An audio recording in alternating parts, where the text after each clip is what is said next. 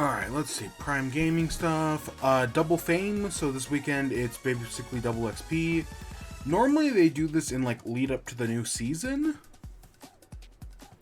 So we'll actually see if that's the case. Prime Gaming stuff, again, I don't care about. New satellite event.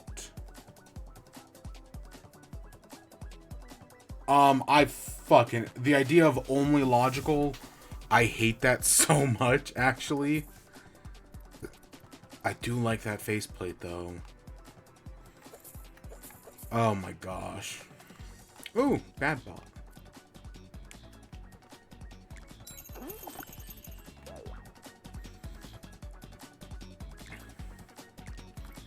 Okay, the reason I don't like the idea of logical is because it's especially for this show in chat, it is the hardest. Like, logic games just don't work, and I don't hate logic, it's just they're hard. Specifically the spinning one takes way too much brain power to figure out, while I'm also trying to talk about whatever bullshit the gaming industry's gotten to this week. We'll do a single game of logical, and we'll see how bad it is, and then we'll move on, but yeah.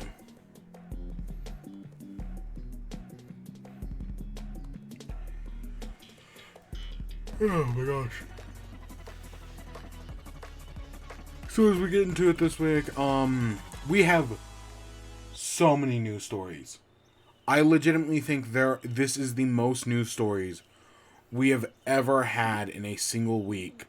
That's not like a Nintendo Direct or an E3 week.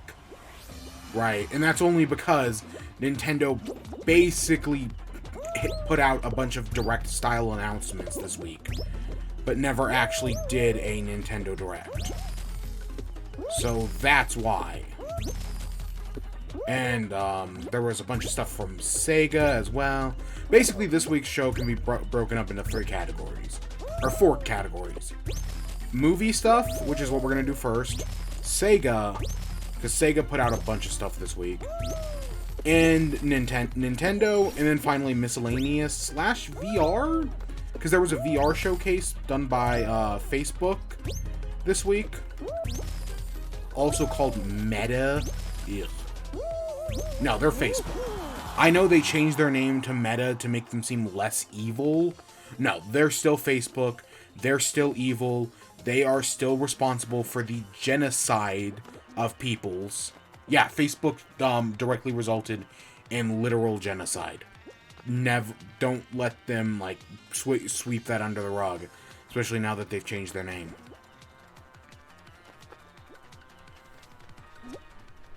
Nope. Don't buy a Meta Quest, because that's what they're trying to do. The metaverse is fucking stupid, and it's not a. They're trying to distract you from all the evil they're doing. Like, right? It's literally apocalypse stuff. And then miscellaneous stuff is the final thing. So we got a lot to talk about this week. And I do also want to say that I know I was gonna do Pokemon last week. We did a first stream. I was gonna do a second, and then I was busy. Something came up, and I was like, yeah, you know, I'm busy with college at the moment, right? I'm sweeping into finals, not next week, but the week after that.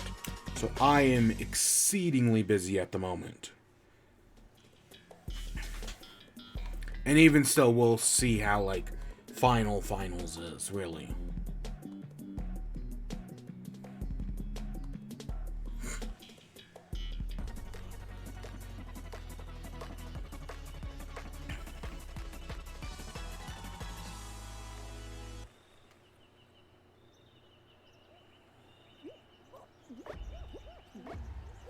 Alright. So this is our first logic game. Let's see. 2 pairs. And I only see one of the little jubies. I don't actually know what they're called.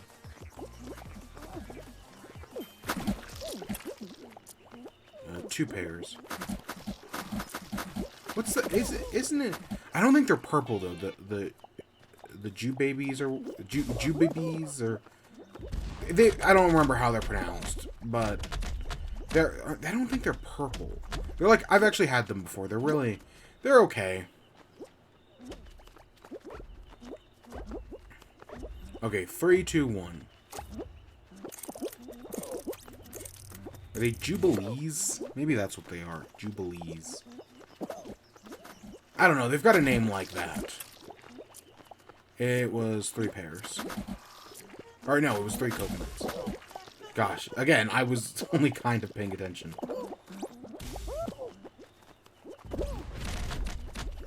Okay, we got 2 durians, 4 coconuts, and 2 pair, or 3 pairs, 2 durians, and 4 coconuts.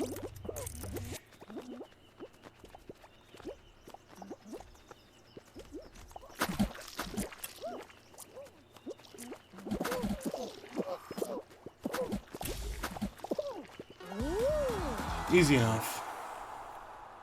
See, the problem with Logic as, like, a series of games is that Logic, unless it's the spinning, one, I still don't think Logic takes out that many people.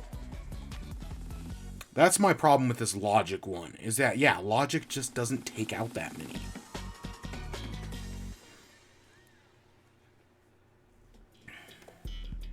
Oh, in the last event, so they're doing all these satellite events, which I'm assuming is building up towards their next theme being space, right? But the last one annoyed me to all heaven, because there were, like, one of the things you had to do was complete team games. But literally, team games never happen. We played for, what, 2-ish hours? And I don't think we saw a single team game.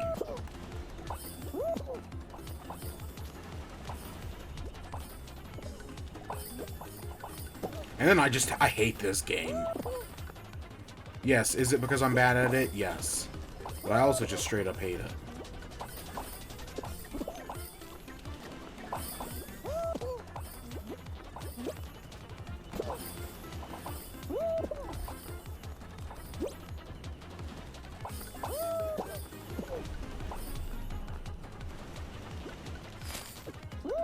Really? I missed it.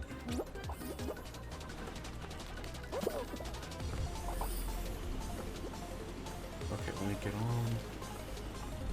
Nope, somebody already got to it.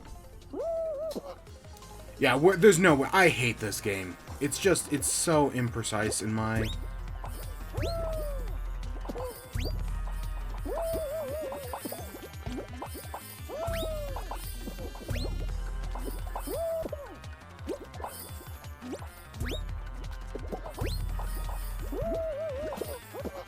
I mean, I know there are the golden ones, but even still, that doesn't help.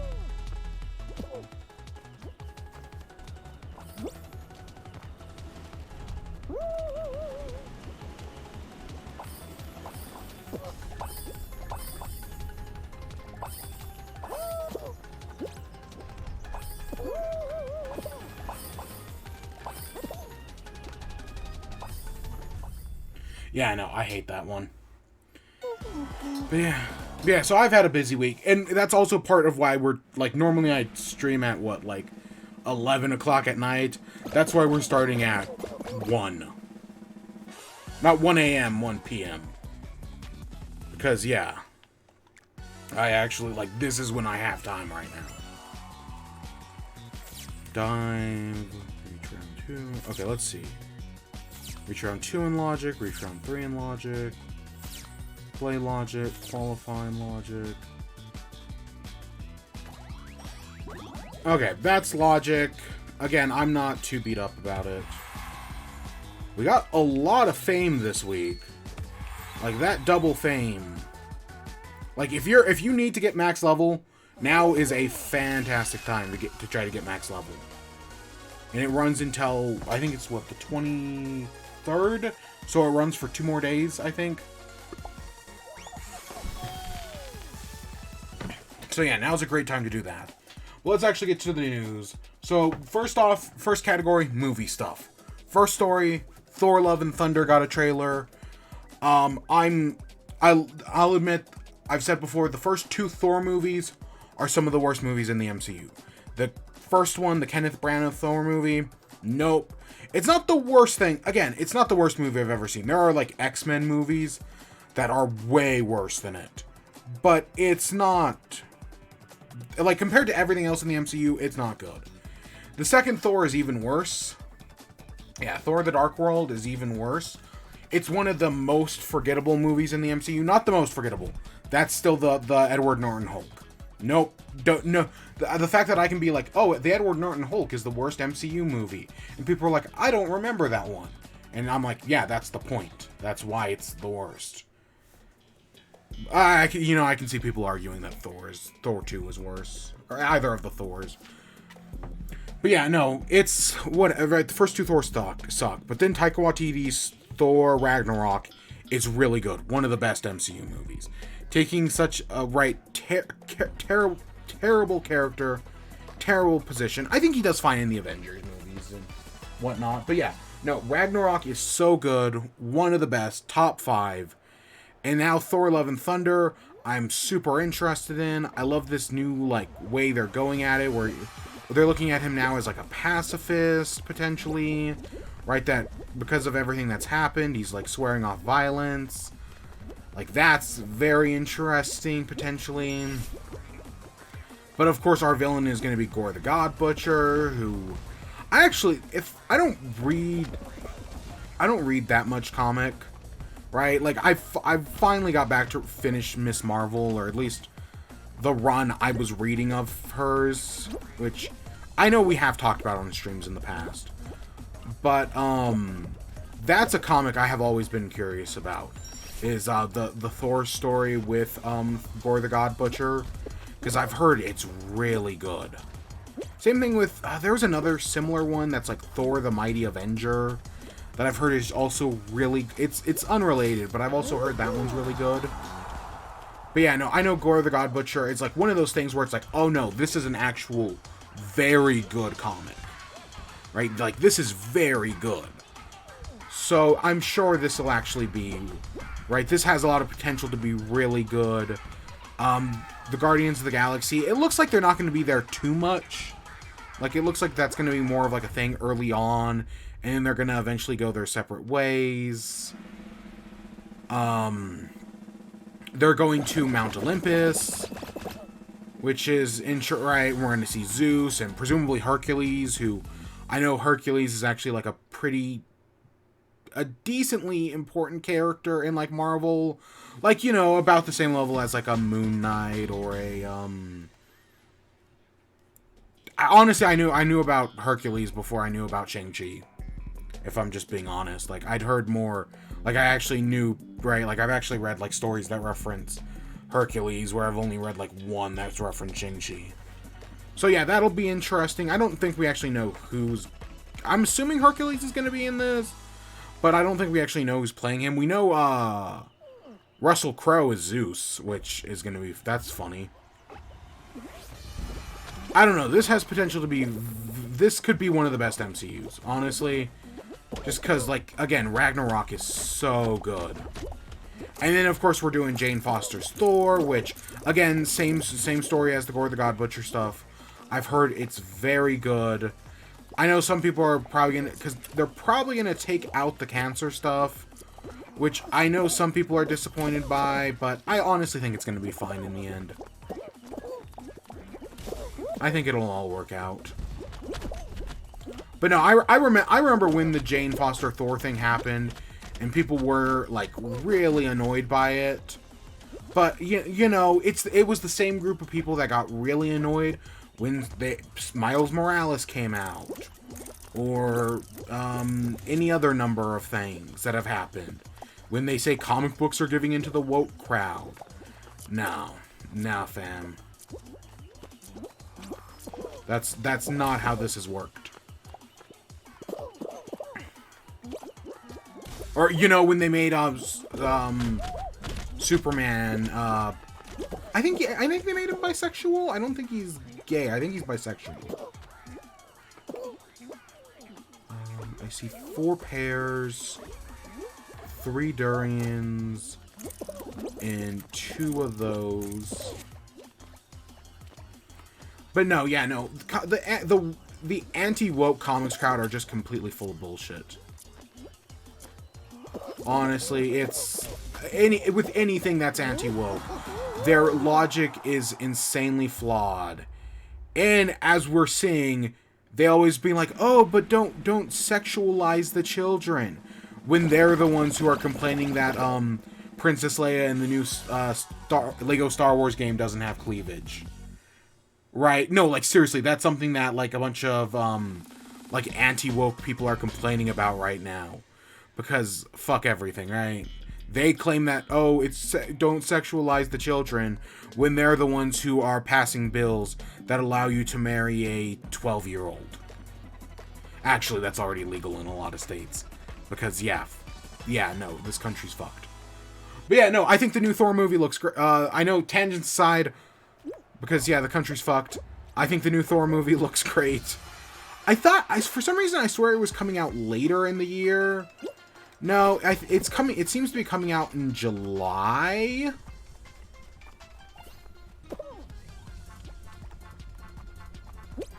Which, okay, that's not... I mean, because I feel like it's been... Spider-Man was, what, in December? And now we're getting our first MCU thing in a while. And that's in May. That's the first week of May. And then, yeah, Thor Love and Thunder is in July. It does feel like it's been a while. That's what I'm saying. Yeah, it feels like it's been a while.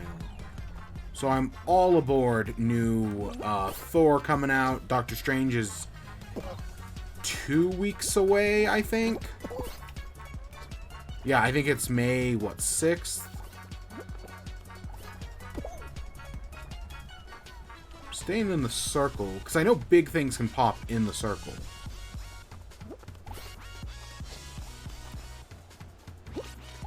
Next up, Jason Momoa is rumored to be in talks for that Minecraft movie that's been rumored forever now. How did that not count? On a previous episode of this show, back in Season 2, I talked about a Minecraft book written by Max Brooks, the guy who wrote World War Z, and narrated by Jack Black. An actually very decent book, all things considered. It's called The Island. If you're at all curious, you can look it up. And yeah, the audiobook was done by Jack Black. And I bring that up because that's the first... Reading that, I'm like, if they're going to do a Minecraft movie, that's how I'd want them to do it. I'd want them to adapt that book.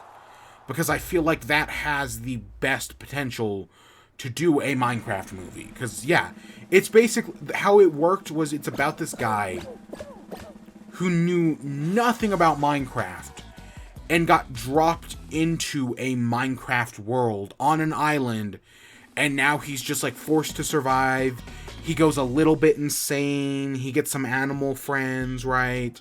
And he just has to learn how to live in Minecraft. And yeah, it's not, like, anything amazing, but it's decent.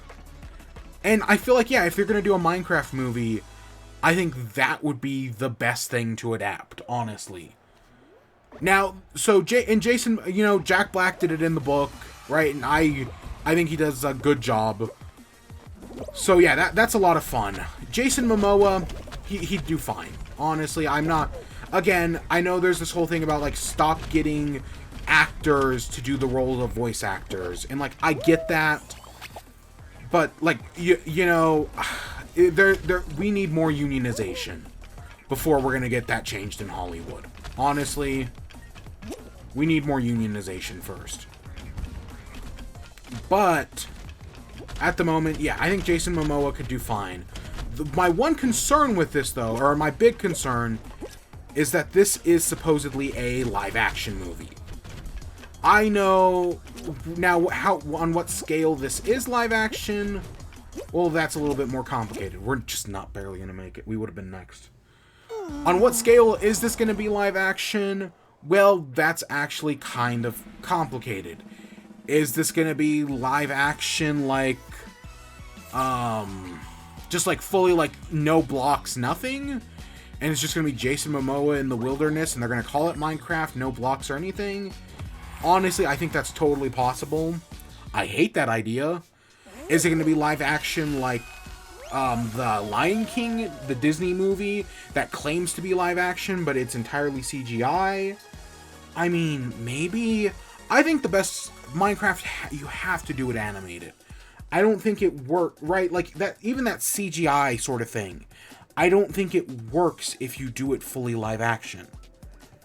But then I think of, like, some Minecraft YouTube stuff, and I'm like, they make some changes, and I'm like, you know, some of it works, but some of it doesn't, so, I don't know. But, like, the idea of it just being, like, Jason Momoa walking around as Jason Momoa in, like, the wilderness or whatnot, nah, that doesn't do it for me. But I'm sure there is... Again, like, before I was like, I don't know how you get a Minecraft movie. After reading The Island, I get it. But I don't know if a major... Like, yeah, did we just get a good Sonic movie? Or, like, I guess technically 2 good Sonic movies. But, yeah, was the second one really good? Yes. Do I think we could do a Minecraft movie after that? And then there's, like, the supposed, what, like... 9 Five Nights at Freddy movies script, and I feel like Five Nights at Freddy's had so much more to work with. Admittedly, I think it would have been a better TV show, but that's just me. But no, I felt like that had so much more to work with. Of course, I saw that Banana Split Gang movie, and that was bad, and that was clearly aping off of something like Five Nights at Freddy's. But yeah, I don't know. I totally think that it is possible to do a Minecraft movie. They're gonna screw it up somehow. Because, well, yeah, video game movies are getting better. I don't know if a studio is gonna take the time to actually, like, give this the proper weight it theoretically deserves. And what I mean by that is not that it's, like, high art source material. What I mean more is that it takes a lot of time and effort to make something like this good. And I don't know if a studio is going to take time and effort to make something like this good. Again, I've seen the original Super Mario Brothers movie. A lot of us have. So, yeah. But again, video game movies are getting better. I've been thoroughly impressed by the Sonic movies. Detective Pikachu was really good as well. Which honestly surprises me we aren't getting more Pokemon movies. They were gonna do a Detective Pikachu 2, and we found out from the main, not Ryan Reynolds, but the main guy. I think was it Tim? Justice Smith, I think was the actor's name. We found out that project had been, like, canceled or whatnot. So yeah, that sucks. But yeah, no, the Pokemon movie was great. Detective Pikachu. I mean, it's not. Again, video game movies are getting better. They're not perfect. I really liked Sonic. It's not perfect. But they are getting better. And then our final bit of movie news is Across the Spider-Verse, right? The sequel to Into the Spider-Verse, which is probably still the best Spider-Man movie. No Way Home is really good. Don't get me wrong. I really like No Way Home. I really do think it does it all really well, and it gets to some of the heart of Spider-Man. Which, I know some people thought the MCU trilogy was missing. I think the MCU trilogy was just doing something different, which I was happy with, because, you know, I feel like that's a rut that some of the other franchises have fallen into when rebooting their universes, that they keep things too similar. Like, how many times have we seen Martha and Thomas Wayne die? Like, seriously? But no, Across the Spider-Verse is probably still the better movie. It's so good. And the sequel was scheduled to come out in October. It has now been delayed to June 23rd, 2023. And then I think the follow-up is a year later, May 2024. You know, delays suck, but as long, you know, it's fine. Again, I mostly stand by delays as long as you are not abusing and crunching your employees. If you delay a movie to give your employees a better work environment, to make a better product, then I'm fine with that. Yeah. And I'm sure, right, again, the first one is so good. Yeah, they can take all the time they need. Yeah, that got announced the other day. It happens when it happens, you know. For our next story, we have to move straight into the next corner, which is Sega news. Because, we got a lot of news from Sega. You would have think there would have been like a Sega conference or something, but nope.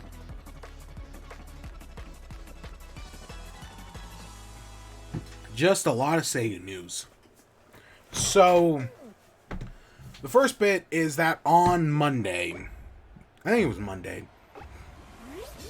a new game leaked on the PlayStation Network called Sonic Origins. And it looked to be the style of, Sonic Mania, the original few Sonic games. It mostly, I don't know how many details we had about it. It was mostly just a bunch of key art that got leaked. And yeah, it's like the same key art they used in Mania. I liked Mania. I really do. I think it's one of the best Sonic games of recent years. So yeah, seeing like, oh, we're getting something new from... I don't remember the studio's name, but I know it's Christian Whitehead, who already remade a bunch of Sonic games. The idea of him remaking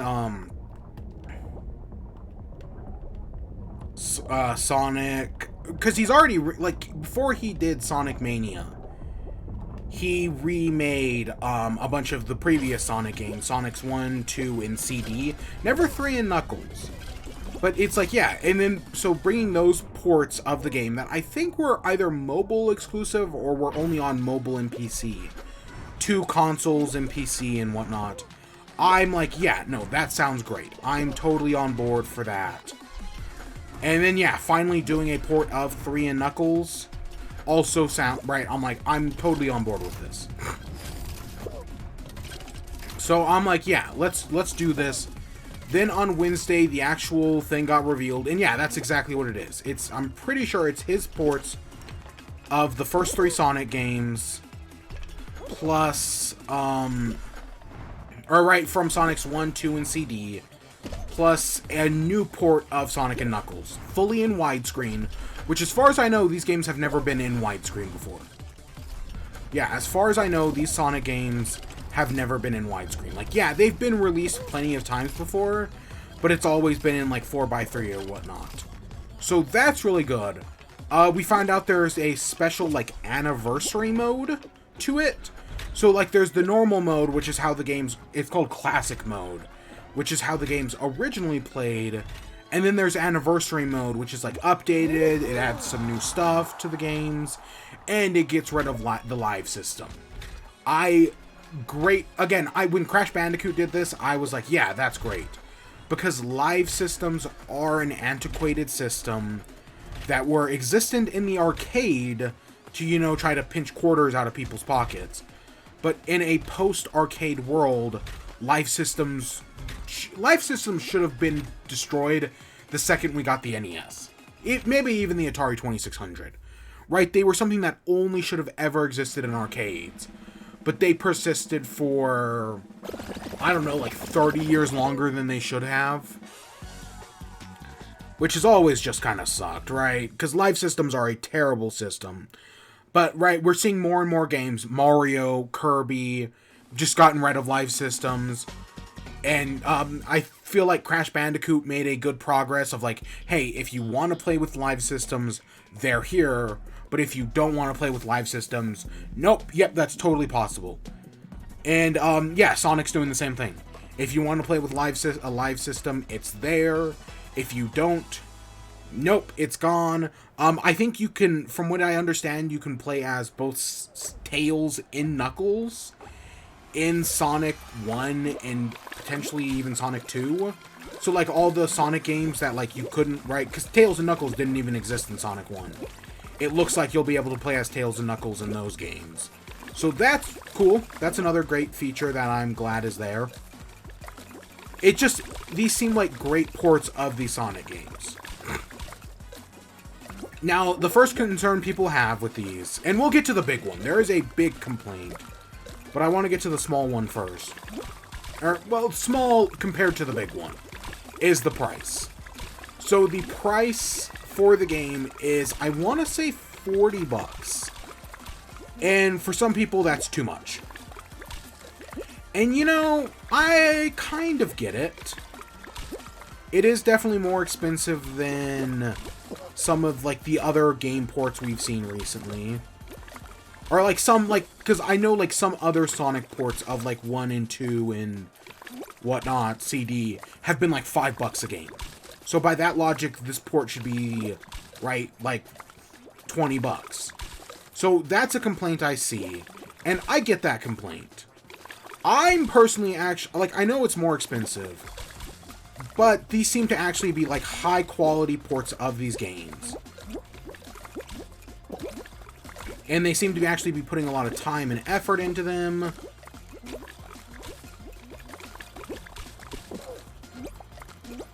So I'm actually fine with, like, higher quality ports of these games.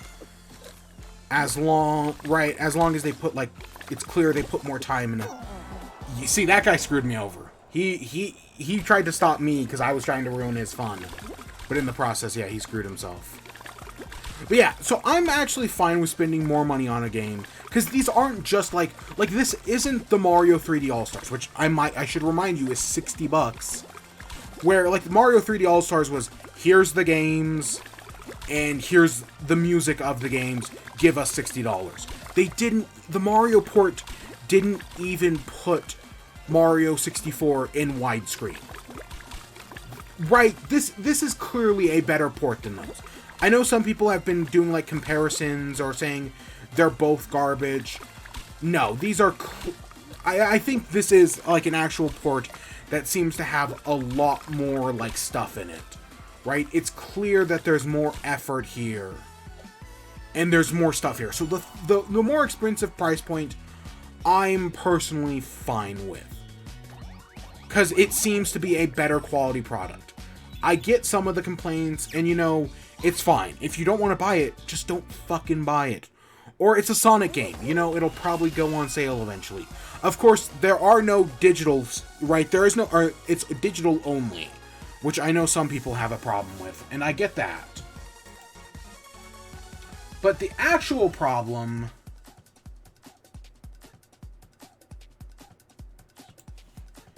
with the Sonic thing is this. I'm loading it up real quick. Oops. Where is it? This one. This is the chart. So if you want to buy this Sonic game, you can get the main game in the standard edition. There's a pre-order DLC pass that gets you 100 bonus coins, a mirror mode, and a letterbox background, whatever the hell that is. There's the premium fun pack, which adds hard missions, a letterbox background, character animations in the main menu, camera controls on the main menu island, character animations during Music Island, and then there's the classic music pack, which has additional music tracks from the Mega Drive and Genesis title. And then there's the Deluxe Edition, which gets you the main game, but it doesn't give you the bonus rings or the mirror mode. It gives you the hard missions, but it doesn't give you the letterbox background. What the fuck is this, Sega? Listen, there has never been a game that has benefited from having a fucking chart. I hate this. I hate this so fucking much. I hate these charts. And yes, I know, if you pre-order this deluxe edition, you get everything. But legitimately, this should have been just one standard edition of the game for $40 that gets you everything. And like, what the... You have to pay extra money to get character animations, to get camera controls? What the fuck is that, Sega? What? Why are you charging people extra money for stuff? Like, honestly, this could have been... Like, I think Sonic Origins Great, right? Great idea. Great games. They seem to be good remaster. At least the ports look like good remasters. But this chart is fucking disgusting. And like, I know charts are mostly a Ubisoft thing, and I guess Activision Blizzard has also done them.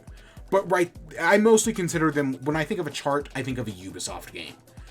There is no reason for a Sonic Remake collection to have a fucking chart like this. I'm sure the game will still be good, but this pisses me off. Honestly, I fucking hate this chart. And I hate any game that does a chart. Most of the time I can ignore charts, because I refuse to buy Ubisoft games, and I haven't bought an Activision Blizzard game in... I don't know, when did Titanfall come out? No, Titanfall was EA. What was the last Activision? Oh, Crash Team Racing. Yeah, that was it. I think maybe even EA has done charts before, probably. But no, I fucking hate these charts, and damn you, Sega, for doing it.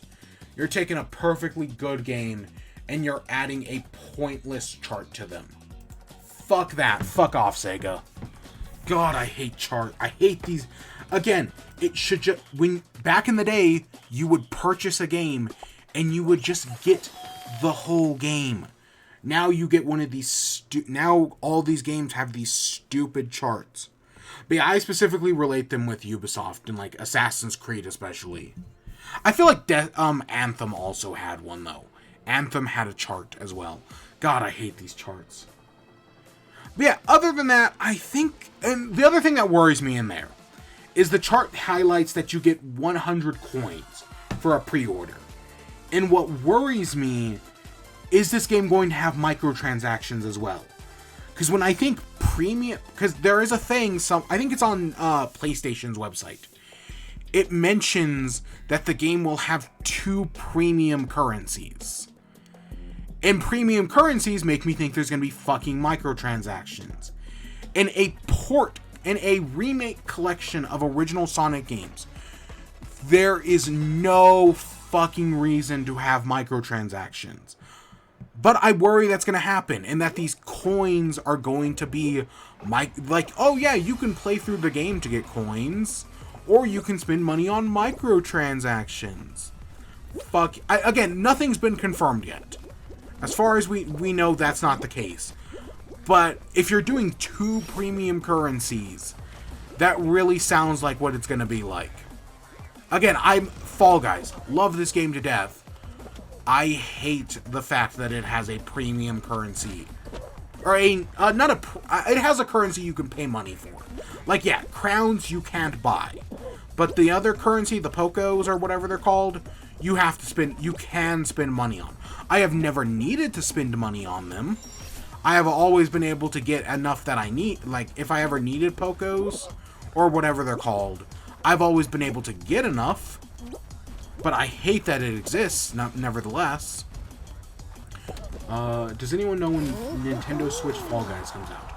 We do not know at the moment when Fall Guys comes to Nintendo Switch, but I think they've said summer of 2022. At least that's the last thing I remember hearing, is summer of 2022. That might have been delayed.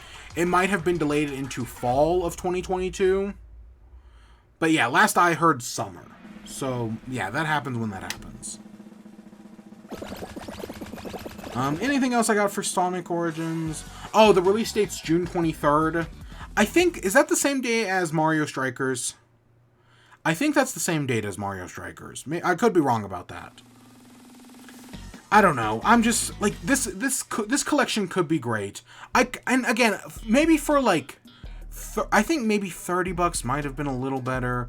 But again, some of these things, like Sonic 3 and Knuckles has never been ported, like, has never been remade. So, like, that's kind of a big deal. There are some things in here that do, like, actually matter, right? That are, like, no, this isn't just, like, the Sega Genesis, like, oh, we're just one-to-one putting the game on the Switch. No, these are actual, like, remakes with new features and whatnot. I don't know. It feels like it's become I said this around the time the Mario All-Stars collection came out. People just don't know how to price games anymore. Because, right, there are people who will gladly spend, like, $120 on a, on some bullshit, like, premium edition of, like, a Ubisoft game. but won't spend like 20 bucks on an indie game. So I feel like people have just become unable to like price games anymore.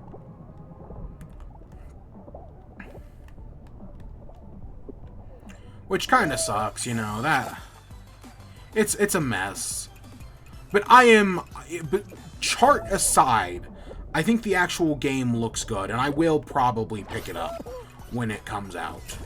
Because I like all three. Admittedly, I don't think Sonic 1 has aged that well, but all the other Sonic games in the collection I think are pretty good. CD does not get enough credit sometimes, because I know people have very mixed opinions on CD. I think CD is good. But yeah, I'm actually very interested in this, so... Yeah, and I because I saw the Sonic movie, I've had a hankering to play Sonic again, so... what can I say? Next up in Sega news, we found out, also leaked, was this thing called the Sega Super Game Initiative. So it's basically Sega is trying to bring back a bunch of its classic franchises with, I think, from what it sounds like, they sound like new games and not remakes. And I think it's rumored to be like 6 games. And we know the first 2, Jet Set Radio and Crazy Taxi. Those are both games that people really do like. Jet Set Radio is a game that people have wanted a remake of for many years now. And Crazy Taxi is also very nostalgic for a lot of people. But it hasn't had a game. I think the last Crazy Taxi game was, PlayStation 2? I'm sure it's been re-released since then. Like, it was probably on the Xbox Arcade at some point, which was basically the Xbox Digital Marketplace. But that was a long time ago. So getting Crazy Taxi again is pretty cool. And Jet Set Radio is considered a classic by a lot of people. That, again, I think it was on the Dreamcast. And I don't think we've gotten anything since then. Like, people have been wanting a remake for a long time now. I know there were some spiritual successors that were made at some point. But yeah, I know people really like Jet Set Radio, but... So yeah, either remakes, ports, new games. I do worry how... Because Crazy Taxi was an arcade game. It was a game very heavily influenced by the arcade.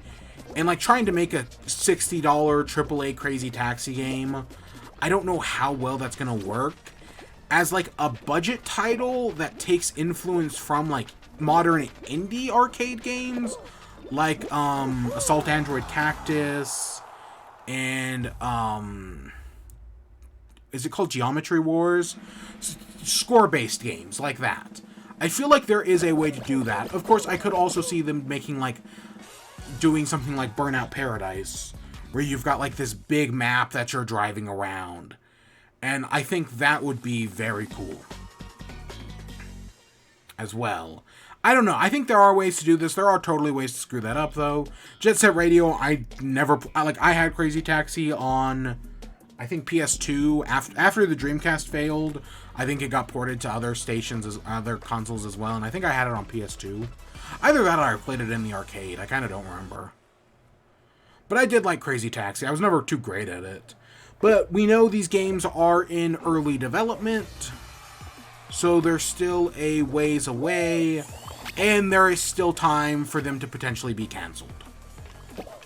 So it is totally possible that in the coming weeks, years, that these games stay in development, something goes wrong and they get canceled. That is still totally possible. But in theory, I like this, right? I like the idea of getting some of these classic...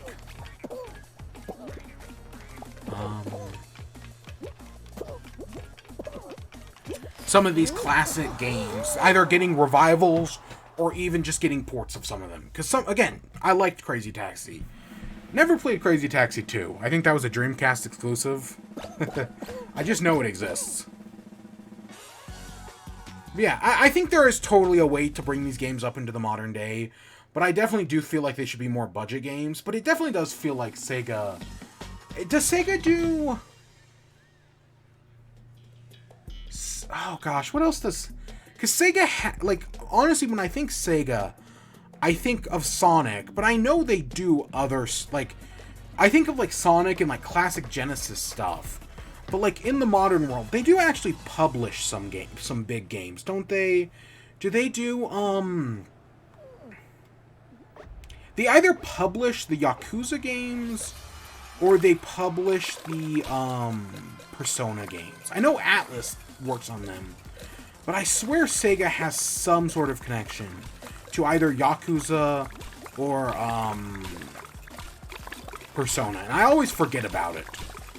But no, but it is totally true that, no, they do totally have that connection.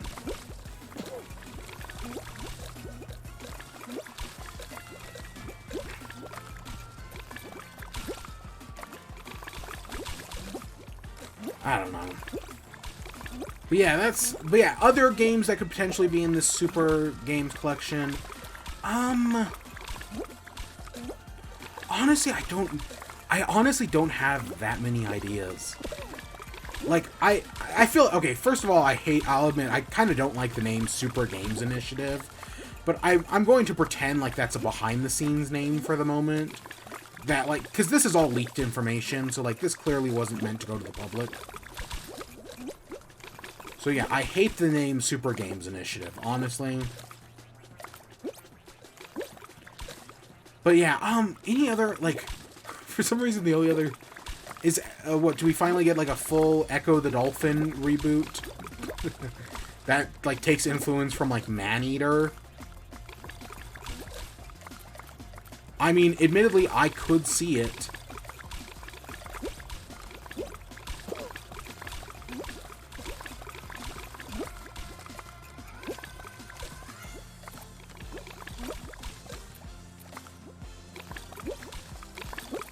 Oh my god, I wanted to just get the faraway one, and I screwed up by getting the other one. Yeah, so I have no idea what else could be in this, what's the Sega game with, is it Space Station number 9? It's something like that. I think that would be another good one. That might have, like, I know that's a rhythm game, but again, if you make a budget game, there's a lot of potential here to kind of do whatever you want. Like, if you're not just trying to make, like, everything a AAA game, and instead do smaller budget games. Like, technically, these Sonic Origins are budget games, all things considered.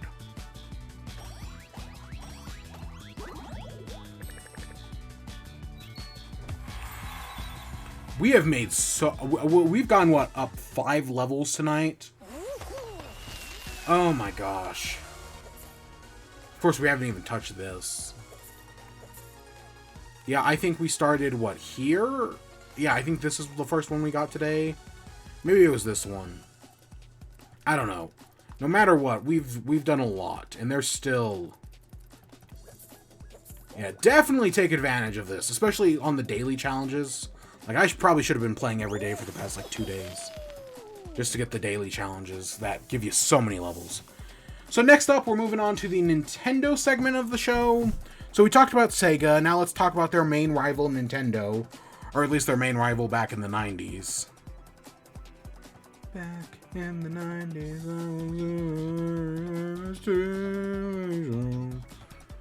But yeah, so the first thing is we got a leak from Nintendo, right? These don't happen all that often. Well, okay, they mostly they come in like big splotches, like somebody hacks Nintendo servers and we get all this information. Like, that's how we got the Super Mario 64 source code. But no, we got a leak from Nintendo, and it is a Game Boy / Game Boy Advanced emulator. So yeah, people have gotten a hold of this. They have got it working on Switch. It seems to be in very early development, and it seems to be kind of rough at the moment.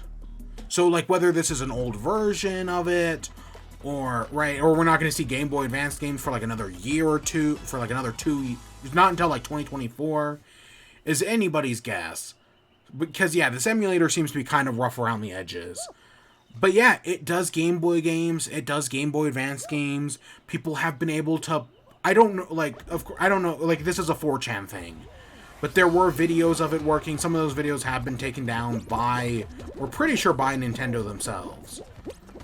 But yeah, no, this thing does work. We did have plenty of footage of it anyways. So we do at least know this is, yeah, a real thing.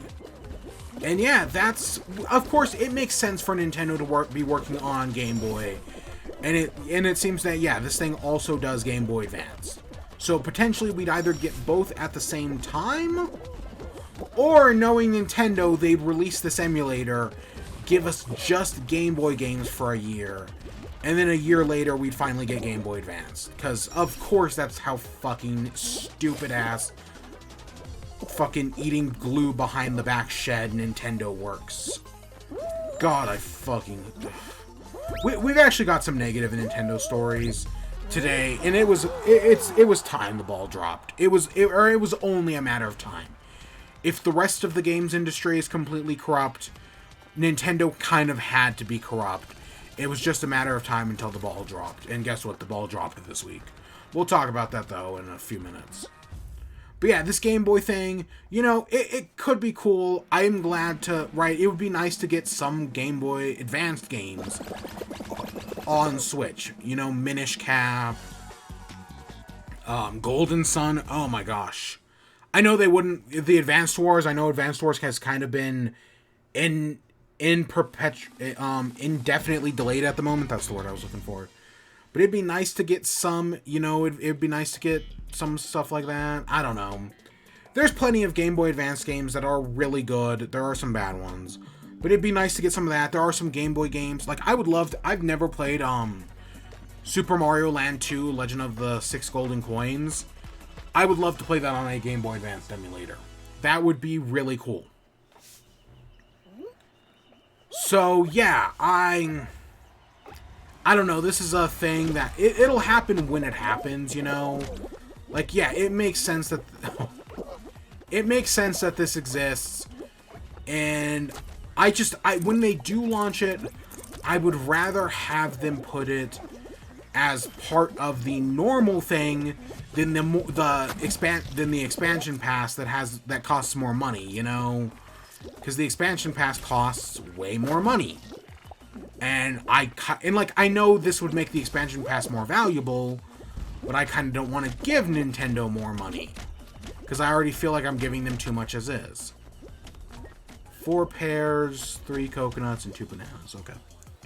But yeah, no, I know they're gonna make it part of the expansion pass, but I really wish they didn't. I don't like that. No, thank you. But I know that's what's gonna happen. Or potentially even worse, they're gonna put Game Boy games on the normal pass and put Game Boy Advance games on the premium pass. That is worst possible scenario, which is why it's probably the most likely. Okay, 4 dragon fruits, 3 coconuts. I only see 2 bananas. 4 dragons, 3 coconuts, and 2 bananas. Okay. Unless that is... Oh gosh, I can't... How many... Okay. Unless there were 5 dragon fruits.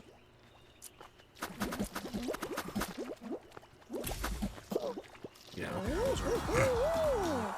But yeah, so Game Boy Advance emulator, you know, we knew this was I just fucking hate how Nintendo has done emulation on Switch. Honestly, I hate how Nintendo has always done emulation, honestly. They've always been pretty shite at it, all things considered. Right? Like, okay, yes, the Wii was better than the Wii U and better than the Switch. Still wasn't great. Honestly, Nintendo, by limiting how many games come out and whatnot, really have created a problem, and I kind of hate it. But, whatever. So next up, Xenoblade Chronicles 3 got a new trailer. Because it really... So, with the rest of... Or at least this story and the next story, it really felt like there should have been a Nintendo Direct this week. And honestly, with what came out, our last story for Nintendo, I'm honestly surprised they didn't just rush to put out a Nintendo Direct. Or, you know, announce one for next week. Because that's how these studios work, right? When some controversy happens, they just put out the next big new game and hope that covers up the controversy. And technically, that's what Nintendo did. They technically put out Splatoon 3 and are like, oh, let's hope this covers up the controversy. Of course, will that actually cover up the controversy? Who knows? Okay, take it. But yeah, I have... Yeah, so... But Xenoblade Chronicles 3, technically this happened before that. And we got a new trailer...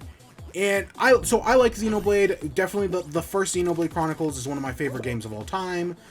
But I have not played it in a while. And like I didn't play like the remake of it. Mostly because I just don't have the time to play RPGs anymore. Like seriously, like I want to play more of them. I just don't have the time. So, yeah, and I've had Xenoblade Chronicles 2 the entire time, and I've never played it. Or I played, like, the first, 10 minutes of it.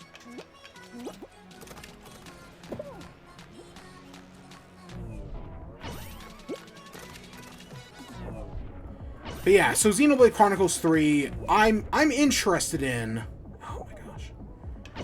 But I'm not, too, I don't think I'll be picking it up at launch because I never played Xenoblade Chronicles 2. Right? I'm definitely interested in it because I love the first game. First game's one of my favorite games of all time. And now that Chugga Conroy has done Xenoblade Chronicles 2, I'm like, oh, because I played the original Xenoblade because of Chugga Conroy. So playing 2 because of Chugga Conroy would also make perfect sense. But I haven't got around to it. I've been far too busy. Was I in high school when I played Xenoblade? Yeah, I must have been in high school when I played Xenoblade Chronicles. And now here I am in college, and it's just I don't have the time for Xenoblade Chronicles 2, and I don't have the time for 3. Even though I do want to. I really do want to. But yeah, the new trailer, it looks good, right? There are some very interesting things with, people, merging to become, mechs. And I'm like, oh god, what lore implications does that have? And then, of course, there are people, and then it's like, oh, is that evil Melia?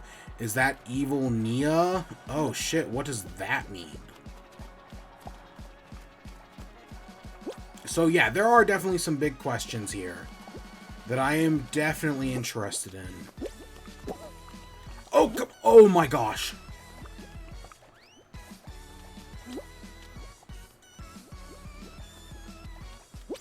How is this cookie gonna crumble?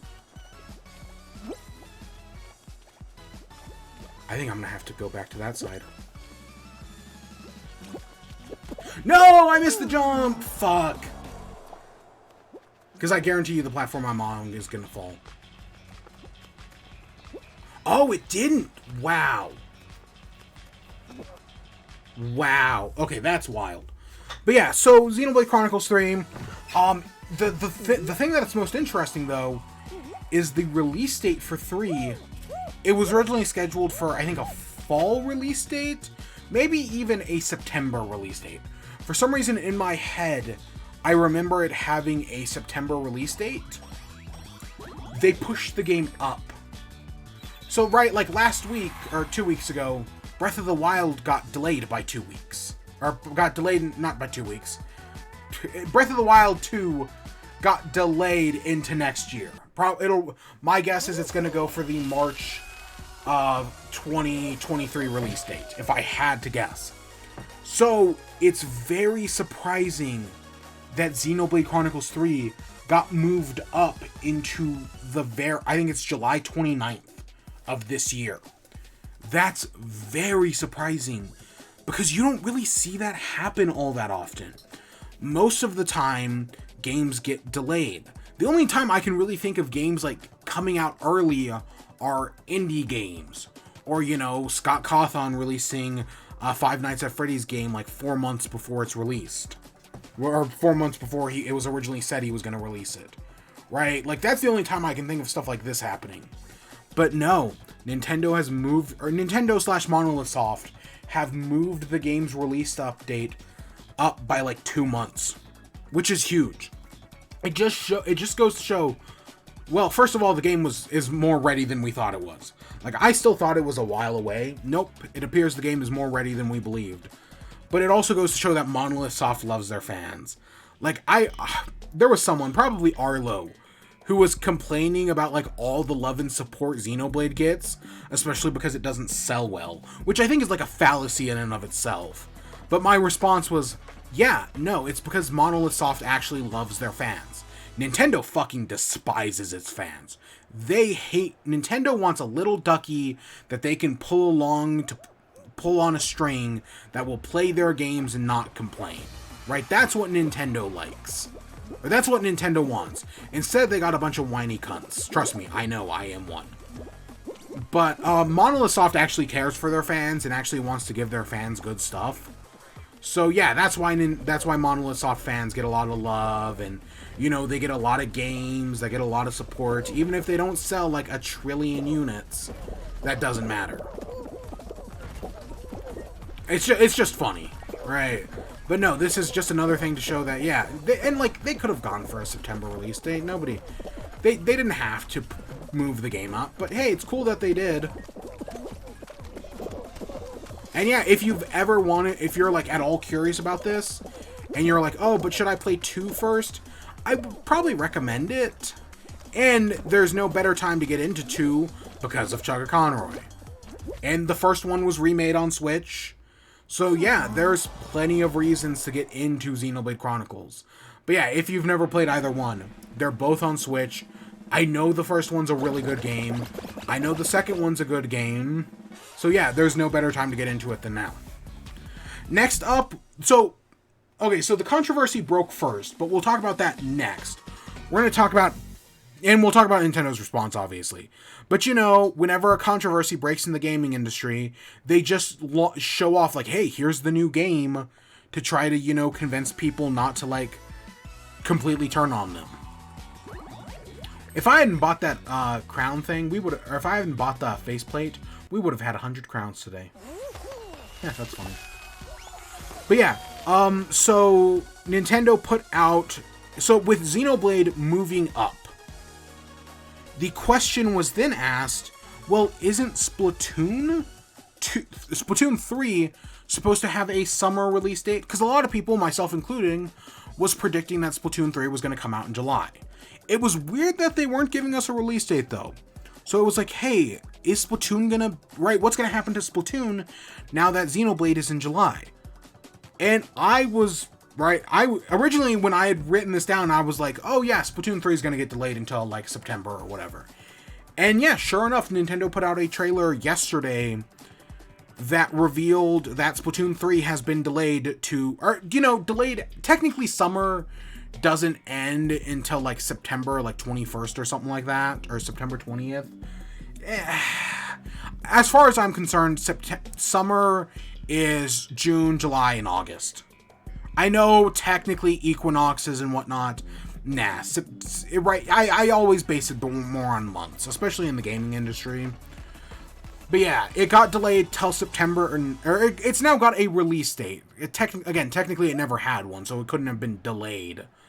But it now has a release date of September 9th, which I think is fine. Like, it's not that big of a deal. September 9th. Okay. We didn't get a new trailer per se, but we got a new gameplay video that shows off a round of Turf Wars.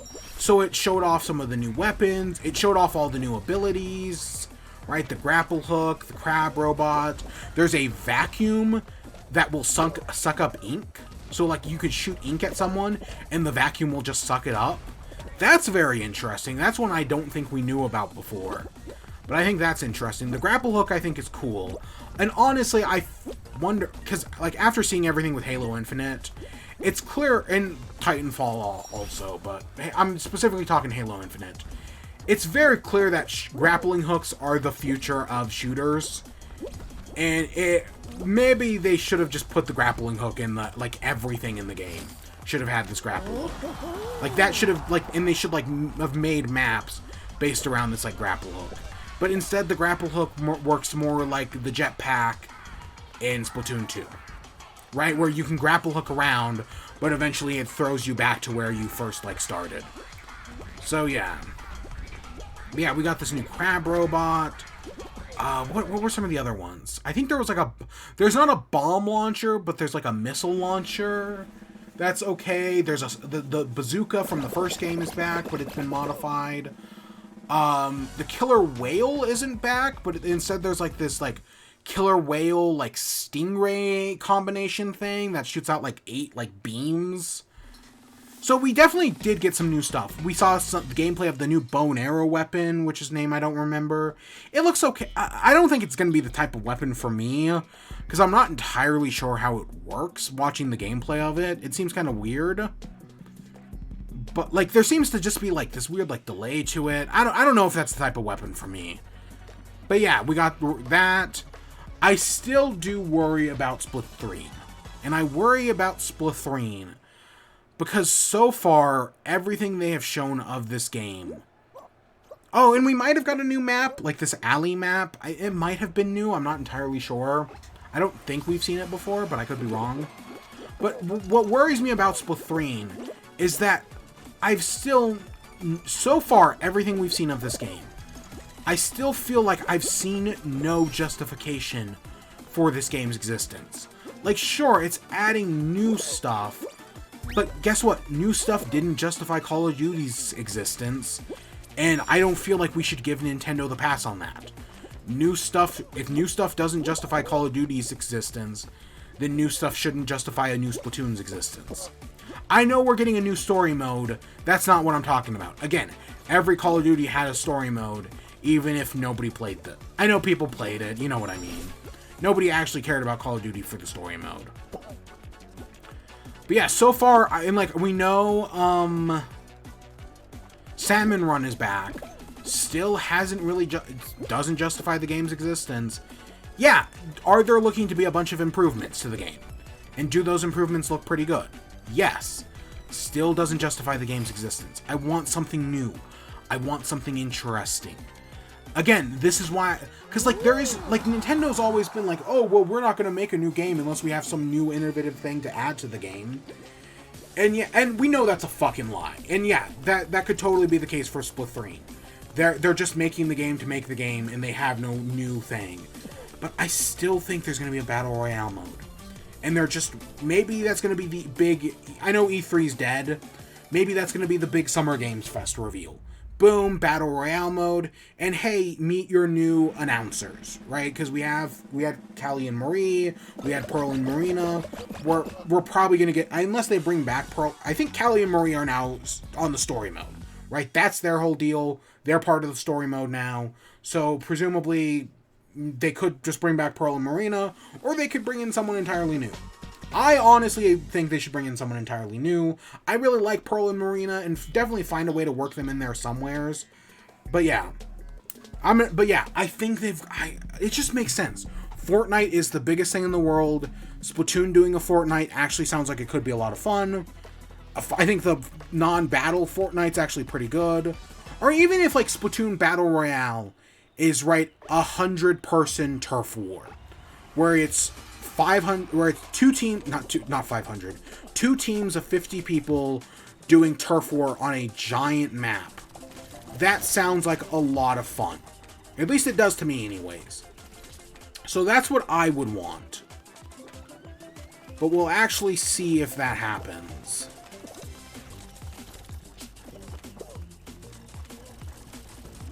But that's still my prediction, and they're just waiting to reveal it.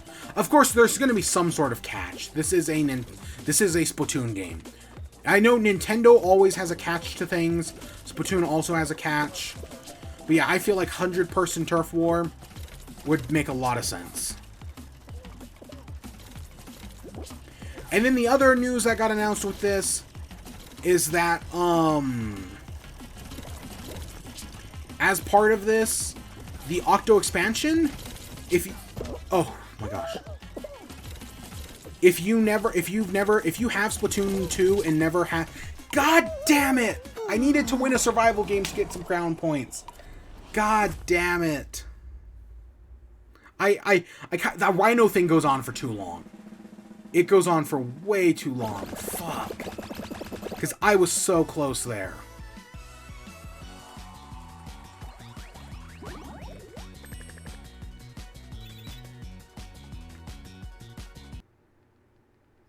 But yeah, right there off to the side. I need to win a round of survival.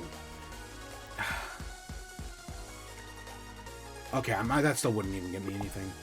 But yeah, so the Octo expansion is now part of the Nintendo Switch Online expansion pass.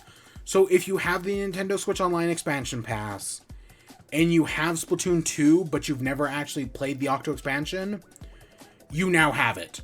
And I would highly recommend you take advantage of it.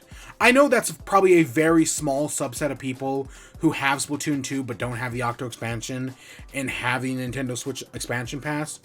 But the Nintendo Switch expansion, or the Splatoon 2 Octo expansion, is very good. Like, I have my problems with Splatoon 2 story mode.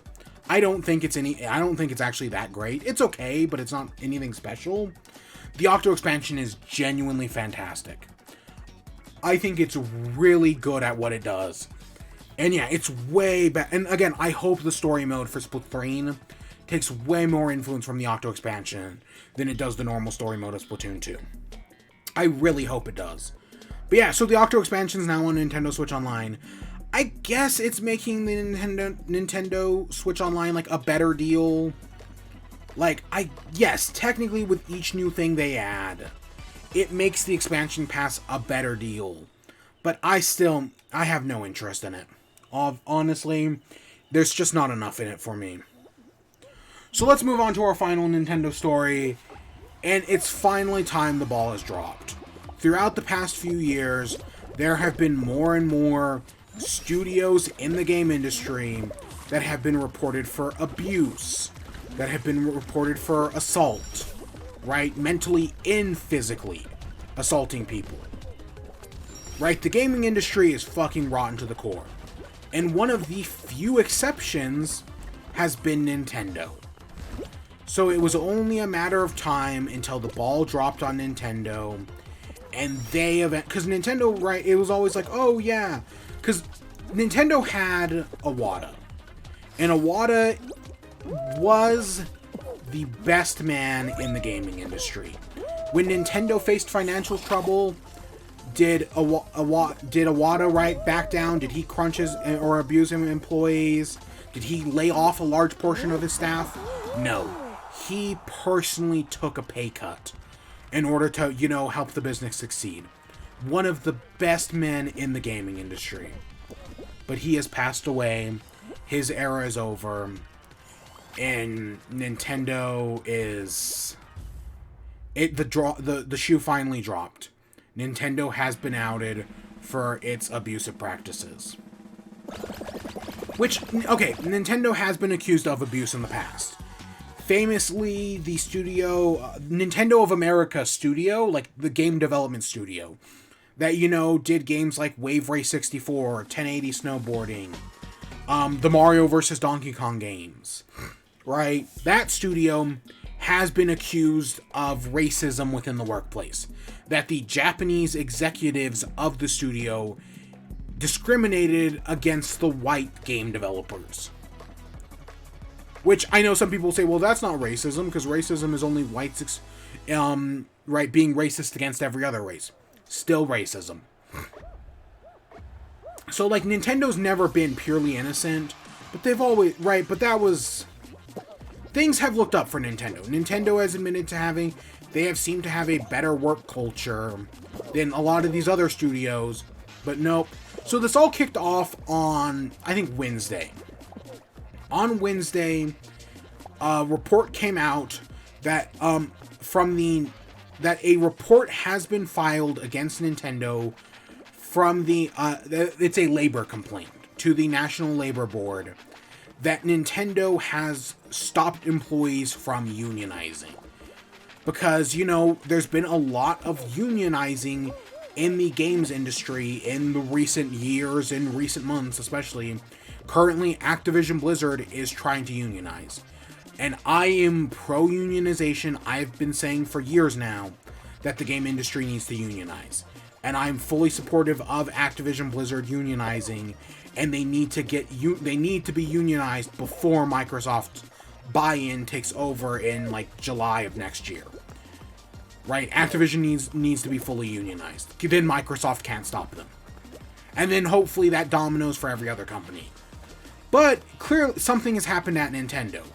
And there was an employee who was talking about unionization or something along those lines, and Nintendo fired them. So that employee who was fired has now called back to Nintendo and has been like, no, because you fired me for talking about unionization, alright, I'm launching a complaint against you. Now, Nintendo did actually put out an official statement, I think the following day, saying that no, the employee was fired for leaking NDAs, and right, we fully support employees' rights to unionize. I don't believe it. Every other studio, Activision Blizzard, EA, Microsoft, I think even, or Amazon, again, that's another one I'm gonna use. I know it's not a game studio. Maybe not Microsoft, but I know definitely Amazon. Again, I know there's been a lot of studios, and there's been a lot of companies that have been trying to unionize. Which, yes, unionize. I talk about it for the games industry. Everybody should be unionized. These companies will try to fuck you over at every opportunity. Unionize. So yeah, and we have seen that, and those companies have claimed to have fired employees for similar stuff. But they really did it because those employees were trying to unionize. And of course, Amazon recently, at least in New York, unionized. I know they were also trying to unionize in Alabama. I think it was Alabama. It might have been Mississippi. Either way, that failed, but they unionized in New York successfully. And I know I'm talking about like employees being treated better and getting better pay. Guess what? When employees unionize, that also helps out. That also comes back to us as the consumer and makes it better for us as a consumer. Trust me, this isn't just something for employees. This also helps consumers. Like, we're gonna, hopefully, as more places unionize and as we see more, it will get better for the consumer as well. They just don't want, of course, companies don't want you to know that.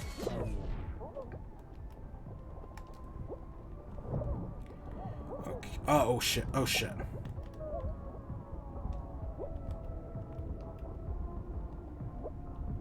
But yeah, I know I love me some Nintendo. Oh, good golden boy Nintendo. I 100%, I want them to unionize as well. The employees of Nintendo of America deserve the same rights and respect as anybody else. Yes, they should unionize. Totally. I'm fully supporting of that. But Nintendo makes the stuff you like. Yeah, that's no excuse for them not to be unionized. Let Nintendo unionize. Let Nintendo of America specifically. Let them unionize. I'm fully supporting it. Whether or not this thing is this labor complaint is right. Oh, well, Nintendo was actually right here, or whether Nintendo was right or wrong, I still think Nintendo should unionize. I think the entire games industry in North America should be unionized. 100%. Because it's better for us, the consumer. It's better for the employees making the games. Unionize Nintendo. Unionize Activision Blizzard. Unionize EA, Microsoft, Sony Santa Monica. Yep. But so Nintendo's response was on Thursday. Then on Friday, so yesterday, Kotaku put out a story where they talked to Nintendo employees about abuse within the company, and yep, you better believe it exists. A culture of crunch, Nintendo of America employees have been forced to crunch while working. Miyamoto would come in to work on a project because he'd have this, they call it in the article Mario time, where he'd have these big ideas. And then, because it's Miyamoto, you just stay and work until 2 a.m. while he's got these ideas and he's on the ball and whatnot. So, we have reports of crunch from Nintendo. What else? I know there was other stuff. Oh my god, my brain is blanking at the moment. I know there was a third-party repair studio that Nintendo was contracting out to that, where they basically, every Joy-Con repair on the East Coast, they were in charge of. And they were crunched, and Nintendo, of course, was like, oh, they were outsourcing to this company. And yeah, that's been pretty bad. Nintendo treating its employees, there are two types of employees. There were full-time employees, and then there were part-time employees. And if you were a full-time employee, you know, you got healthcare, you get all the benefits. But if you're a part-time employee, you get none of that. So yeah, and then like their part-time employees work for like 11 months, but then for that last month, they have no healthcare, or for like a month or two, they have no healthcare, they have no benefits, they've got nothing. So it seems pretty bad, all things considered. And yeah, like there's a story of an employee who like slipped on ice and got a concussion, and they tried to go to the clinic at Nintendo, and were told that no, because they were a part-time employee, they couldn't. And then a full-time employee offered to drive them to like the ER, and they were like, no, you can't do that, you're a full-time employee. So yeah, that's pretty shitty as well. Crunch, employee, there's something else as well. I recommend you go read the full Kotaku article as well. But yeah, Nintendo is, again, yes. These are all rumors, but the industry is rotten to the core, and Nintendo is just as guilty as anybody else in the gaming industry. And that fucking sucks. But it's the truth. Now, is this enough to make me stop playing Nintendo? Because, you know, I've stopped playing Activision Blizzard games. I've stopped buying Ubisoft games. I haven't, even though nothing has technically dropped for EA yet, I haven't played an EA game since Titanfall 2. Is this enough to make me stop playing Nintendo? No. Again, everyone draws their different line in the sand. This sucks, and I do hope they do better. Keep this in the news cycle, right? I hope more stuff comes out and Nintendo is forced to pay for their actions. I hope this complaint to the labor board, I hope Nintendo loses, and I hope they are forced to unionize. Or at least more talk of unionization happens and Nintendo is eventually unionized, right? But these are long-standing issues and they can be made better, right? And I said, admittedly, Sony is guilty of very similar things. Sony has also been reported of crunch and similar abuses, and I still buy Sony games. So, yeah, maybe it's because I'm a slave to the Nintendo brand, or any other number of reasons. This is not enough for me to get rid of Nintendo yet. Again, Nintendo's kind of my last safe haven. Once they're gone, I'm completely fucked. And like, that's it. I'm done with video games once Nintendo's gone. But yes, nothing... And again, if Activision Blizzard or Ubisoft were like to fix their problems, I would buy their games again. But so far, they have shown no commitment to actually addressing their problems. Ubisoft claimed to have, but then reports came out that no, that's all talk. They haven't actually changed anything. So, yeah. It's not enough for me to give up on Nintendo, but they definitely are on shaky ground. Same thing with Sony. Yeah, this was inevitable. Honestly, I'm surprised this happened before EA. Because, like, we know shit's gone down at EA, but so far nothing's come out. But I want them to do better. Nintendo needs to be held accountable for their actions. Unionization is a great way to do it. But, we'll see.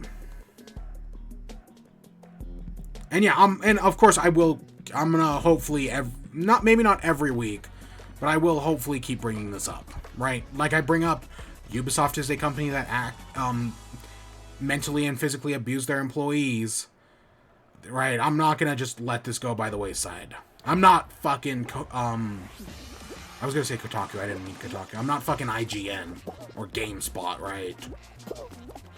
So moving on to the miscellaneous stories, we do have a story that relates to Microsoft and Sony.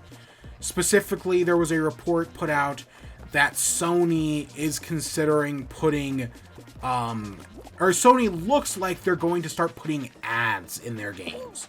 So, right, we've seen, like, shoes drop, with, specifically, I think, those wrestling games, which I think are 2K games, that have built-in advertisements, that you're paying $60 for a game, and then you have to watch ads within that video game.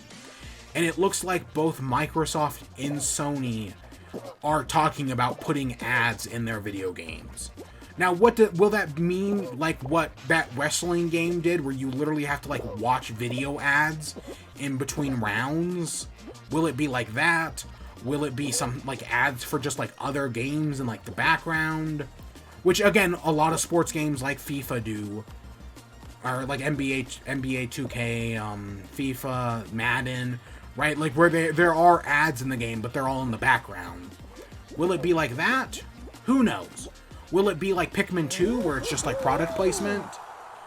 We don't know at the moment. It's just there was a report that, yeah, Sony is definitely considering doing it. Or that they are probably going to start doing it, and I think Microsoft has also said the same. Which again, the gaming industry fucking sucks. Again, this is already technically happening, but now it's going to be happening on even a larger scale with these mainline... Like, I know there are already ads, like, when I boot up the PlayStation 5 every time, it, like, starts me off at the PlayStation Store, and that usually shows me an ad, but, like, are we gonna get ads, like, in between them? Are we gonna get ads on, like, our home screen every time we boot up our console? Either way, this is fucking scummy. Fucking hate the games, and god damn. I know, it is inevitable that one day, right, eventually Nintendo's gonna do something so bad, or they're gonna put out a game with microtransactions and loot boxes, and I'm not talking about the Pokemon Company, I'm talking mainstream Nintendo here. Pokemon Company's already done that. They're gonna do something like that, and that's gonna be it. I'm just gonna stop playing video games at that point, or if I continue, I'm gonna only play stuff that's, like, older than, like, 5 years. Right? Like, there's gonna come a point where I no longer buy new games. It is kind of inevitable because of how just fucking rotten and shitty the games industry is, which is why it needs to unionize. Because fuck all of this. Meanwhile, Bobby Kotick's making $1 billion.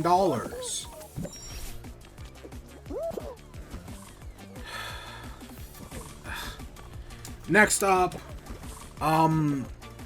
so Meta?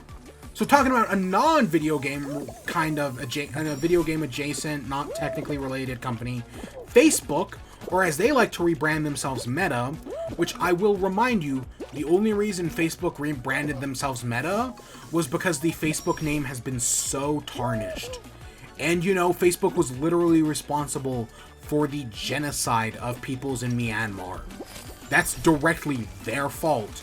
So, because Facebook is considered an evil organization, they rebranded themselves Meta, so that way they can be like, oh no, we're not Facebook, we're Meta now. And they can claim, like, some dissonance between it. Like, that's it. That's exactly why that happened. But no, they're Facebook, and right, Facebook bought Oculus, and right, VR I think is cool. I've only played, like, some, like, tech demos before. I think on an Oculus, way back in the day. But yeah, I've never actually done that much VR. But Meta did a VR showcase over the weekend. And the only reason I'm talking... Fuck Facebook, do not buy a Meta Quest, or whatever they're called, the Meta Quest 2. Do not buy them, do not give them their money. Fuck Facebook. But the reason I'm talking about this is because I think these games are coming to other systems as well. They're coming to PlayStation VR. They're coming to the HTC Vive, whatever Steam/Valve's VR system is.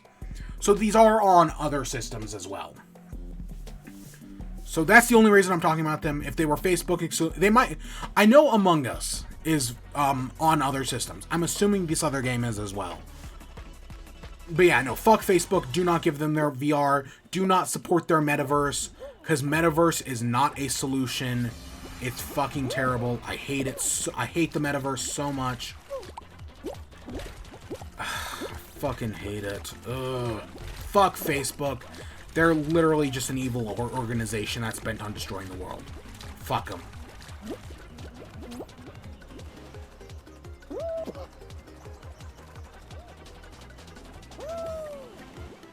Oh, I saw the penguin.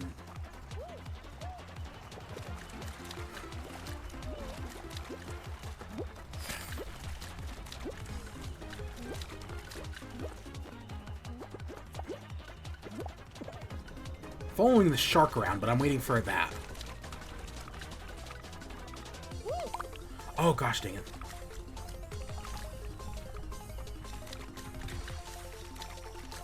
No! Come on! I was waiting for that shark to disappear.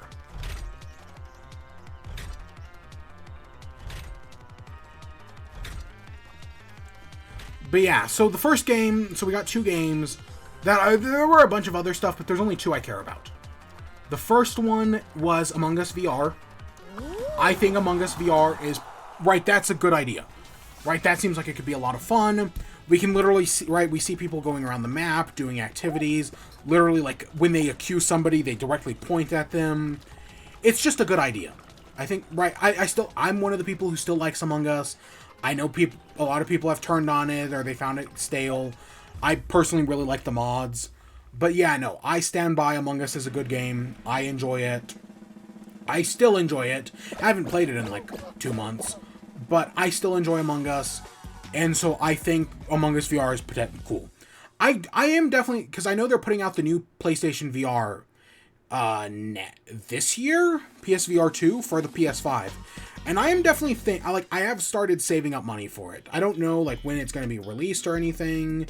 But I have definitely started, like, saving up money, because I am definitely very curious. I don't know how much it's going to be, obviously, but I am definitely very curious. And the other game, so I didn't watch the showcase, I just heard about it. Like, I read a news article that was like, hey, this is everything revealed in the showcase. And the other game that I found interesting, City Skylines VR. You know, where you're literally, like, this giant, like, ruling over the city, and you can, like, place stuff on the city. I think that's pretty cool. I think City Skylines VR is pretty neat. Has a lot of potential to be very fun, is what I mean. So yeah, I like that. I like the idea of City Skylines VR. And that's... I don't think we have release dates for any of this. But I just think that's neat. I think that's like, oh, okay, cool. City Skylines, Among Us. And again, as far as I know, these are coming to other things.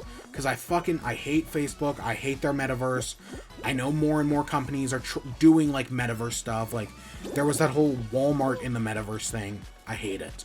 But I think specifically Gabe Newell over at Valve has said that, no, they're not going to do the metaverse. The metaverse is stupid. And I think the metaverse is just a band-aid covering up real issues that can be solved. Like, I know people are like, oh, well, global warming, they either say it's not real or there's nothing we can do about it. There's totally stuff we can do about it. But no, instead, these companies would rather do the metaverse to just band-aid over the problem that will eventually end the world. But no, there's totally stuff that can be done about it. Okay, before we move on to our next story... God damn it. I should have gone earlier. You know, I was going to say, but no, we lost. So let's move on to our next story. We got a Minecraft snapshot. This new snapshot... They're still adding stuff to the abandoned cities and they're not called Deep Slate biome. I always forget the names of this new biome. I keep calling them Skulk biomes, and right, the Skulk cities. They have an actual name. I always forget what they're called though. But we got new stuff. There's a new reward where now in these deep dark cities you can find shards that make a new music disc called 5. And this new music disc is like, you know how like there's 11, which people will always speculate is like, oh, is that a player's encounter with like Herobrine or whatnot? Yeah, 5 is a player's encounter with the Warden. Which is very interesting. And right, it's this whole music disc. And yeah, I think that's pretty neat. And during it, you can actually hear a portal being lit. Or at least it sounds like it to me. Which makes me speculate. Is that big square thing in the end city, is that a portal? I personally think it is. I think it totally is. But I know people have, are debate about it. I probably would have been out by this point no matter what. But yeah, so that's the new music disc. 5 is like 11, where it's like a sound recording. It's very interesting. I don't think it's more. I think someone put it as it's not really a reward. It's more of like a trophy. If you can get the music disc, you can prove that you conquered one of these deep slate cities or whatever they're called. And yeah, fair. I think that's actually a pretty accurate way of putting it. That it's like a reward, which, yeah. I still do feel like these deep slate cities need actual rewards in them. Yeah, the new enchantment, whatever, I don't really care. The compass is cool. I still feel like the deep dark cities have a problem of not having enough good loot in them. They definitely need more loot and more stuff for the player to get. So that is still a problem I see in these deep dark cities. But it's clear that they're adding more stuff, and eventually, hopefully, we get some really cool stuff. Again, I don't know exactly what they could add that would be, super worth it. And I feel like the compass is a good start, though. But we'll see. They keep adding more stuff in every update. And, I don't know, maybe it will eventually go somewhere. But yeah, could our next update, after the Wild update... I know they're working on archaeology, which could be the next update. But could they be adding in a new... Because I don't feel... if we're getting a new dimension, it's not going to be in this update. It's going to be in the update after that. It's going to be in, 1.19 or 1.20 or whatever the next update is? I have no idea what update we're currently at. I think we're at I think we're getting snapshots for 1.19. And we might be getting them for 1.18. I'm kind of not sure at the moment. But yeah, that's just new Minecraft snapshot. New Minecraft snapshot's always fun. And then finally, we got a bit of Wibby. I have not played any games. I have not watched any TV. I have literally done basically nothing. The one thing, Moon Knight. So let's talk about Moon Knight real quick. Episode 4. Spoilers, I'll say full spoilers, straight up. So the episode, they're going through the tomb. It's okay. The tomb part's okay. There is this one, horror jump scare that is, very obvious, and, you see it coming as you're watching the episode. But it definitely reminds me of something out of, a Sam Raimi movie. Or one of the old I know The Mummy, oh, well, yeah, because we're in Egypt. But it definitely, the way it's, shot, even, and, the way it just, quickly zooms in and then zooms back. It definitely reminds me of something like that. Just the way it's shot reminds me of, one of those, 90s/80s horror movies. But yeah, so the tomb part's whatever. But what I do like is what happens afterwards. So, where's my spoilers? So, spoiler alert. In the episode, Mark Spector gets shot. And then he, falls into the water, goes to the sunken place, and wakes up in an insane asylum. And, throughout this insane asylum, because it originally starts off with, this video from, a movie, and that ends with, the reveal of, the character's name, Stephen Grant. And then as it, builds up, it's, you learn more about it, and, all the characters from the show are in this insane asylum. All, the guards, or, the staff, are, the people who are working for, Harrow. Harrow is, the lead psychiatrist. And, and it's just oh, has Mark been crazy this entire time? And it's just one of those, holy shit reveals. But I feel like it went on too long. I know it technically, doesn't actually really matter. But I feel like it went on too long. That they should, there's a point where, so he starts off in a wheelchair. And I feel like it should have cut after he falls out of the wheelchair. And he sees, the moon, and he drops, the Moon Knight figure. They get him back up in the wheelchair, and then he looks down at the figure. And that's where I feel like the episode ended. Instead, it goes on just a little bit longer. He talks to Harrow about, oh, well, can I talk to Stephen Grant, right? And as you're looking through the room Harrow's in, it's very clear that, like, oh yeah, this is just the Egyptian tomb. There's a bunch of Egyptian iconography in it. They literally just painted the tomb white. Like, it's very, like, the longer the episode goes on, the more obvious it is that, no, he's not, like, actually in, like, a mental institution this whole time. Which, I know, no matter what, we're gonna find out the truth. But definitely by the end of the episode, I was like, no, there's no way in hell he is. But if they had left it a little longer, I definitely would have felt a little bit more, like, uncertain about it. You know what I'm saying? Like, if they had cut off when he's, like, looking at the Moon Knight figure after he'd fallen out of the wheelchair, but before he talked to the doctor, I would have been like, fantastic. But they instead go, he talks to the doctor, he escapes, he finds a sarcophagus with Stephen Grant in it. They both try to escape, and then they find a sarcophagus that they don't open, but presumably it's Jake Lockley, which I hope they just, next episode, they talk to Jake Lockley. I don't want them to hold that till the final episode, because there's only 2 left, and then it ends with them meeting the hippo goddess, who is, right, one of the Egyptian goddesses that's probably gonna, right, which is the big thing. Again, I think that, I don't think they needed it. I feel like if they had just cut right where they, right there, when it's like, is he crazy or not? And then the start, like, and then, of course, the start of the next episode goes exactly like this. It would have been great. I definitely feel like there is a way where it's like, oh yeah, this could have been really good. And I still do think it's good. Like, the actual Asylum reveal itself is, I think, very solid.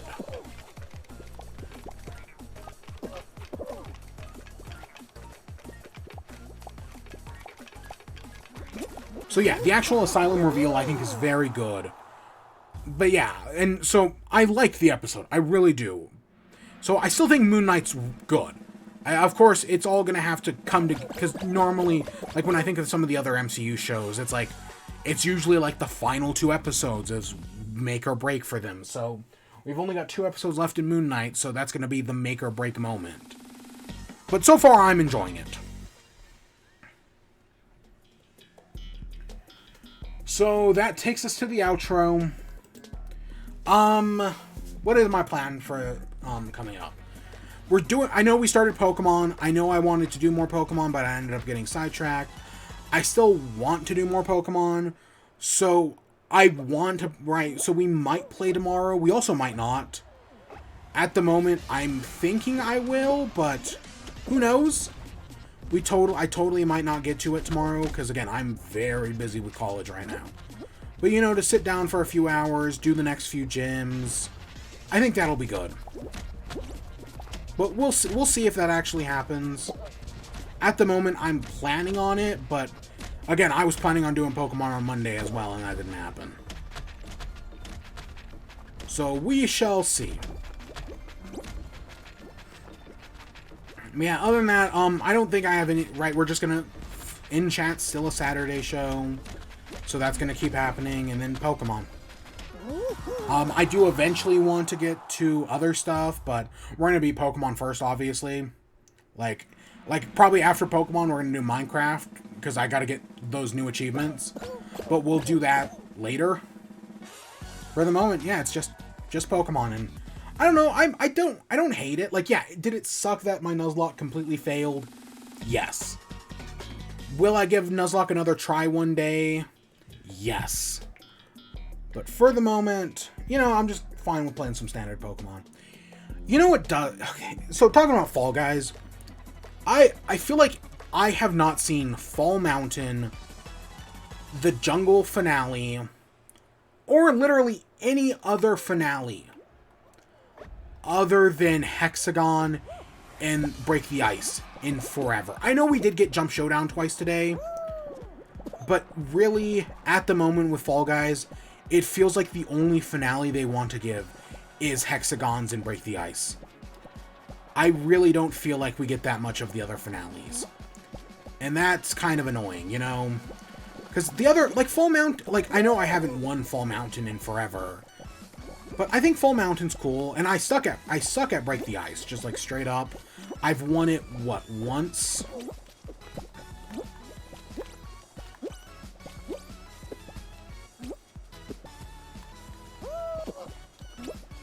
So yeah, that does... But yeah, I just feel like they've overused Hexagon. Oh, I really wanted to take that guy out. That guy screwed me over. Yeah, I'm so sick of... Like, I feel like every finale is this. Yes, we did get Jump Showdown. I know we got... I think last week we got Tail Tag once. Still doesn't really help.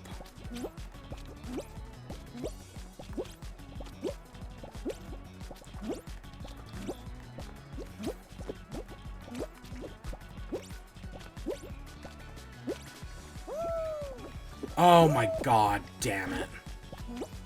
I should have been paying more attention to where the bottom was.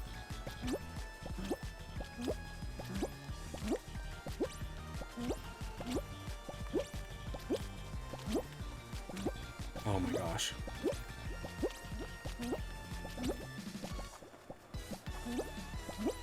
Yeah, things aren't going too well.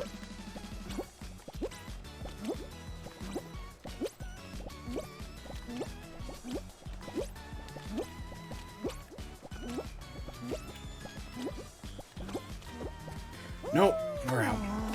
So we didn't win a game this week. Whatever. It would have been nice to get 100 crap. Again, technically we did. I just spent one at the very beginning of the stream. Honestly, this double XP weekend is great. Yeah, no, and that is something I do, because I do like when games do that at like the end of like a certain like season or whatever.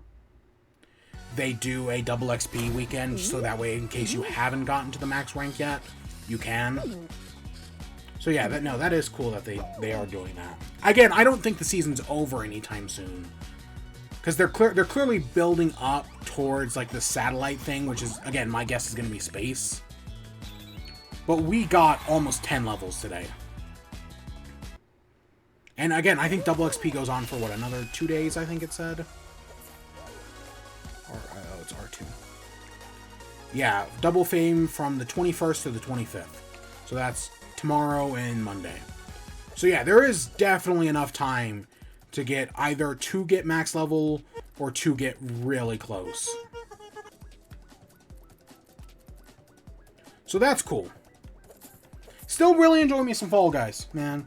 I know I do at some point want to do another a game within chat. But yeah, I do enjoy me some Fall Guys, some Fall Boys. Yeah. But I am also ready for the next season.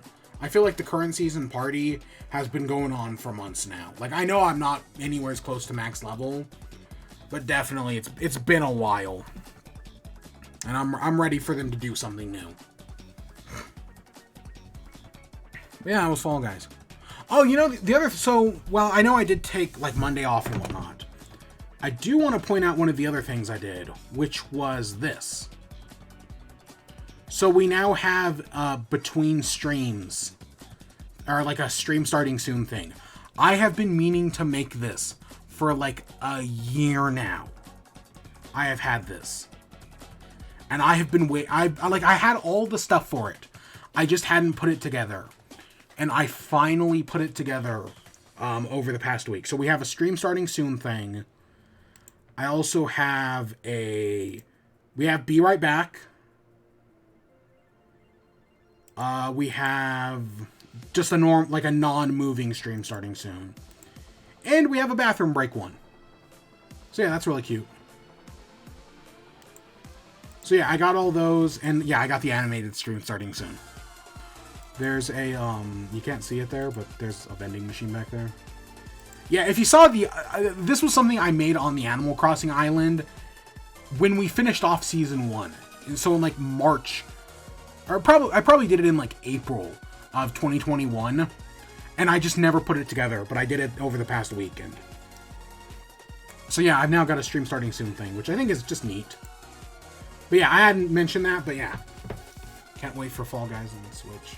Yeah, I honestly would think they would release Fall Guys on Switch by the time the next update happens. But I don't know if that's going to happen. Honestly, it might be a while longer than that. But it would be neat. Whenever we get it, it's going to be... And especially because there's cross-platform play now. because like you can now cross-platform play PC and PlayStation, so it's also going to have Xbox and Switch support. That's going to be really cool. But that will happen when that happens. But yeah, I'm going to end off for tonight, or this evening, because we actually did a morning show today, just because I'm not going to have time later tonight, which is why we did it so early today. I don't know how often an earlier evening Splatoon chat's going to happen, or Fall Guys in chat, whatever, in chat. But yeah, I wanted to do it earlier today because I had the time now and I don't have the time later. But yeah, that's where I'm going to end off, so I hope you all enjoyed. Stay tuned for more. Until next time, peace.